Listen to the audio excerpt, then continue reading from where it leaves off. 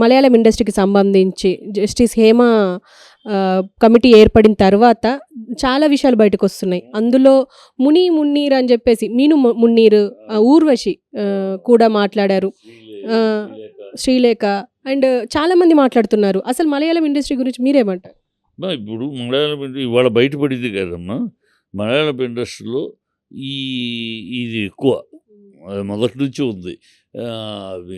ఇంకా ఇంతకు ముందు రోజుల్లో మేము అసిస్టెంట్ డైరెక్టర్గా పనిచేసే రోజుల్లో అయితే ఇంకా ఎక్కువ. అప్పుడు సినిమాలు కూడా అంత చెత్తగానే వాళ్ళవి అలాగే వచ్చాయి. బూత్ సినిమాలే వచ్చాయి. కామెడీ చేసేవారు కూడా.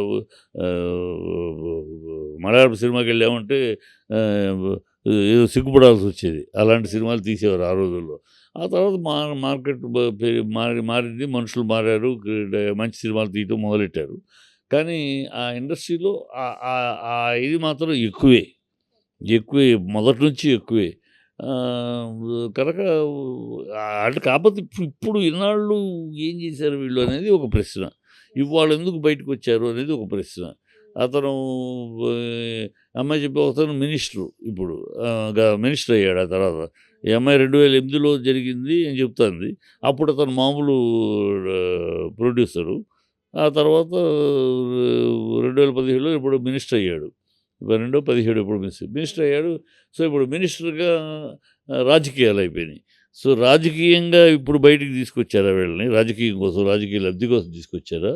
లేకపోతే ఇన్నాళ్ళ బాధ ఏంటని నాకు అర్థం కాలేదు. ఇన్నాళ్ళు 10 ఏళ్ళు అయిపోయింది దాదాపు. 10 ఏళ్ల తర్వాత నన్ను జడగొట్టారు, లేకపోతే నన్ను రేప్ చేశారు, నన్ను ఇంటికి రమ్మన్నాడు. అన్నీ కూడా ఆరోపణలు అన్నీ కూడా అమ్మ ఆధారాలు చూపలేని ఆరోపణలుగానే ఉన్నాయి. నాకు ఫోన్ చేశాడు రూముకు రమ్మని. ఏమిటి ఆధారం? ఫోన్ చేశాడు చెప్పడానికి ఏమో సింపుల్గా చెప్పేయచ్చు. నన్ను ఫోన్ చేశాడు, నన్ను లాగి ముద్దు పెట్టుకున్నాడు, లేదా చెయ్యి వేసాడు మీద. ఏమిటి ఆధారాలు ఏమున్నాయి? ఆధారాలు ఒక్కటి లేవు. అందుకని ఈ ఆరోపణలు నిలబడేవి కావు. భావన అంటే మన తెలుగులో కూడా తెలిసిన హీరోయినే. ఆమెకి, దిలీప్‌కి మధ్యలో ఒక రకమైన ఇలాంటి జరిగింది అని చెప్పేసి మాట్లాడుతున్నారు కొంతమంది. దీని గురించి మనం ఎవరు మాట్లాడినా నేను ఒకటే చెప్తా. ఇప్పుడు వాళ్ళ తప్పు అని అంటాం కాదు. ఎవరైనా ఆధారాలు పెట్టి మాట్లాడాలి. ఊరినే నాకు ఫోన్ చేశాడు, రూముకి రమ్మన్నాడు, నాతో ఇవన్నీ ప్రూవ్ చేయలేని విషయాలు. వాడు రేపు సింపుల్గా చెప్తాడు. ఏముందంటే ఆర్టిస్ట్కి అడిగింది రమ్మన్నాను, నా రూమ్లోనే అందరిని కలుస్తున్నాను కనుక రమ్మన్నాను. దీనికి రూము రమ్మన్నారు, హోటల్ రూమ్కి రమ్మన్నారు. హోటల్ రూము నా డిస్కషన్ రూము అని చెప్పాడు అనుకో, దానికి కాదని ఎవరు అనగలరు? ఇప్పుడు చాలామంది ప్రొడ్యూసర్స్, డైరెక్టర్లు రూమ్ పెట్టుకుని ఇంట్లో పెట్టుకోకుండా ఆ కంపెనీ ఆఫీస్ వేరే ఉంటుంది, ఇల్లు ఉంటుంది. నేను పర్సనల్గా ఒక డైరెక్టర్గా పర్సనల్గా ఎవరితో ఇంటర్వ్యూ చేయాలి, స్టోరీ నాది ఒక రూమ్ ఉంటుంది. ఒక హోటల్ రూమ్ తీసుకుంటాం, ఒక 2 నెలలు 3 నెలలు తీసుకుంటాం. అలా అనేక మంది డైరెక్టర్లు తమిళనాడులోనే అనేక మంది డైరెక్టర్లు పామ్గల్ హోటల్లో రూమ్ వేసుకుంటారు, సవేరాలో రూమ్ వేసుకుంటారు. అది నెల 2 నెలలు అంటే ఎక్కడ ప్రైవసీ కోసం అని. మనం ఎక్కడున్నామో తెలియకూడదని కూడా, తెలిస్తే అందరూ వస్తూ ఉంటారు కనుక డిస్టర్బెన్స్ ఉండకూడదని ఎక్కడికో వెళ్ళిపోయి ఒక రూమ్ తీసుకుంటాడు. అలా నేను తీసుకున్నాను కనుక ఆ టైంలో రమ్మన్నాను, కలిసి ఎవరు అన్నాడు అనుకో, దానికి ఏమి కాదని ఎలా అనగలం? సో అందుకని నిర్దిష్టమైన ఆధారాలతోటి రావాలని కోరుకుంటున్నాను. వాళ్ళు ఉట్టి అలిగేషన్స్ కాకుండా వాళ్ళందరూ కూడా ఆధారాలు తీసుకుని రావాలి. అప్పుడు కానీ దీనికి ముగింపు రాదు. లేకపోతే వీళ్ళు ఒకటి అంటాం, వాళ్ళు ఒకటి అంటాం, ఊరినే మా మీద బుర్ర చదువుతున్నారు వాళ్ళు అంటాం, రాజకీయాలు తీసుకుని వస్తున్నారు, రాజకీయాల కోసం చేస్తారు, ఎవరి కోసం ఆ పార్టీ తరఫున మాట్లాడుతున్నారు, ఇలాంటి మాటలు వస్తాయి. అది ఏమైంది, ఆ మాటలు వచ్చేటప్పటికి డైల్యూట్ అయిపోతుంది, మ్యాటర్ డైల్యూట్ అయిపోతుంది. కనుకనే వీళ్ళందరికీ కూడా ఈ అమ్మాయిలు వాళ్ళ బాధని చెప్తున్నారు. ఆ బాధని మీరు ఎక్కడ ఒక్క ఆధారం అన్నా, రేపు చేశారు అంటే రేపుకి ఆధారాలు చెప్పలేము, కానీ మిగతా వాటికి ఫోన్ చేశారు, పిలిచారు, ఏదో ఒక ఆధారం ఉండాలి కదా. పిలుస్తారు, ఒక డైరెక్టర్, ఒక ప్రొడ్యూసర్ అన్నాక ఆర్టిస్టులు పిలుస్తారు. దానికి బెడ్ మీదకి పిలిచారని ఇక్కడ ఫోన్లో అసభ్యంగా మాట్లాడారు, ఏం మాట్లాడారు? ఏమైనా రికార్డ్స్ ఉన్నాయా? ఏమైనా రికార్డింగ్లు ఉన్నాయి? అలాంటివి ఏమీ లేవు. అంటే అప్పుడేమో సైలెంట్‌గా ఉండిపోయి ఇప్పుడు 10 ఏళ్ల తర్వాత మాట్లాడటంలో దానికి ఔచిత్యము అంత బలము దక్కదు. ఆ బలంతోటి కొంచెం వస్తే వే సమస్యకి పరిష్కారం ఉంటుంది. లేపోతే అలా ఎన్నో వచ్చినాయి గతంలో. మీ టూ అనేది ఎన్నో వచ్చాయి. దేనికన్నా విలువ జరిగిందా? అని వచ్చినయి వింటాం, పేపర్‌లో చదువుతాం, ఇలా డిబేట్‌లో ఒకటి, 2 మాట్లాడతాం. తర్వాత అది వెళ్ళిపోద్ది. మళ్ళీ ఇంకో కథ వస్తది. సో, వాళ్ళ ఆధారాలు తోటి రావాలి. ఆధారాలతో రాగానే కొంతమంది వేడికి ఇప్పుడు ఇది చూసినా కూడా ఈ వీడియోని ఆధారాలు అంటాడు ఏంటాయన? రేపుకి ఆధారాలు దొరుకుతాయా?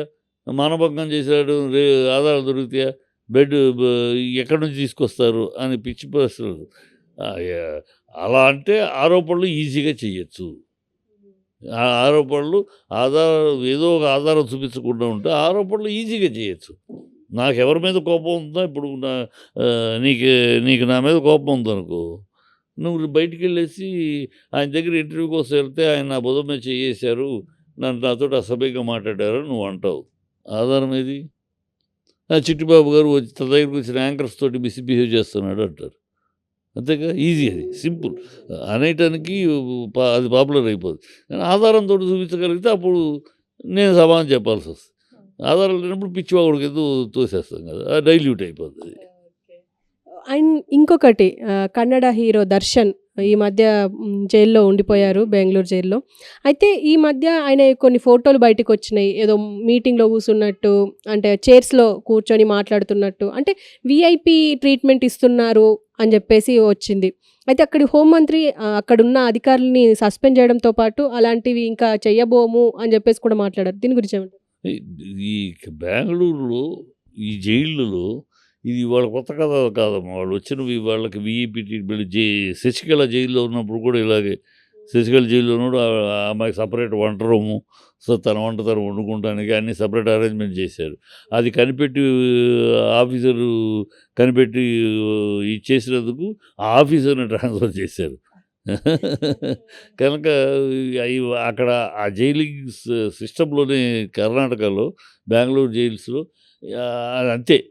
ఉన్న వీఐపీ కొంచెం పేరున్నవాళ్ళంటే వాళ్ళు అరేంజ్‌మెంట్స్ వాళ్ళకి అన్ని రకాల సుఖ సౌకర్యాలు చూస్తారు.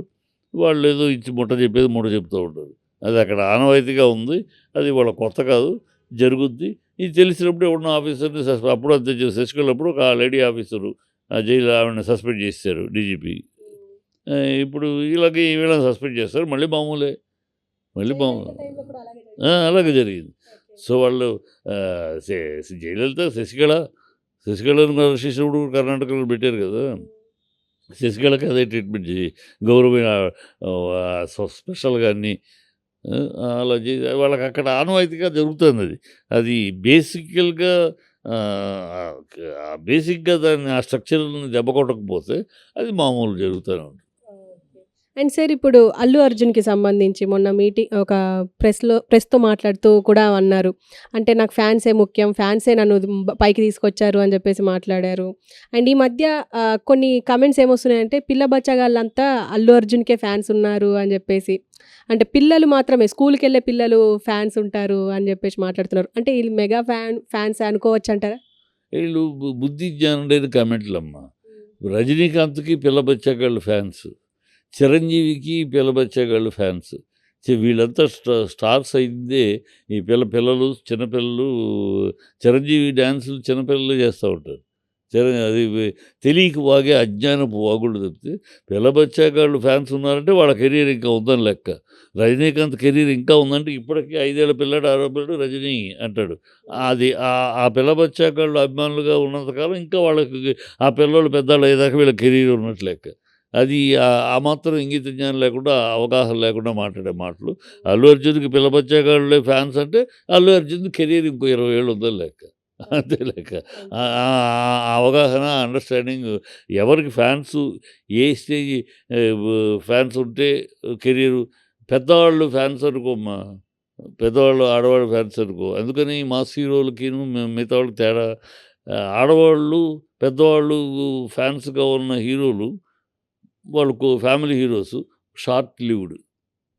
వాళ్ళు పెద్దవాళ్ళు అవ్వగానే వాళ్ళకి ఆడవాళ్ళు పెద్దవాళ్ళు అవ్వగానే పట్టించుకోరు. కనుక వాళ్ళు షార్ట్ లివ్డ్. ఈ పిల్లలు ఉన్నప్పుడు వీళ్ళు పెద్దయ్యేదాకా ఆ అభిమానం చూపిస్తూనే ఉంటారు. సో, వాళ్ళ కెరీర్ ఉంటది.